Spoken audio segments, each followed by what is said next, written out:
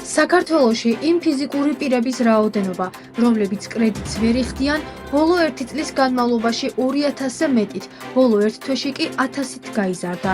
ეგრეთ წოდებულ შავ სიაში 369,311 ადამიანია.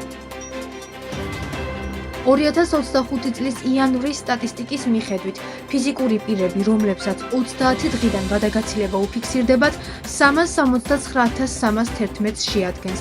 გასული წლის ანალოგიურ პერიოდში ეგრეთ წოდებულ შავ სიაში 367,031 პირი იყო. 2024 წლის დეკემბერში კი 368,310 ადამიანი.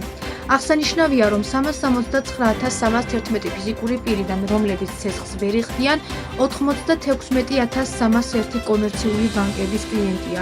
299,659 საქართველოს ეროვნული ბანკის მიერ სხვა რეგულირებადი საფინანსო ინსტიტუტების კრედიტორი, 7,082 კი სალიზინგო, სამშენებლო და სხვა ტიპის კომპანიის. საერთო ჯამში 2025 წლის იანვრის მდგომარეობით საქართველოში საფინანსო სექტორის მალი 1,942,828 ადამიანს აქვს. ჯამში 51,923 მილიარდი ლარის მოცულობის. აღსანიშნავია, რომ სესხებლების 91,6% საბანკო სექტორზე მოდის. კერძოდ, იანვრის მდგომარეობით ბანკებიდან 47,346 მილიარდი ლარის მოცულობის კრედიტი სულ 1,586,063 სესხებელს აქვს აღებული.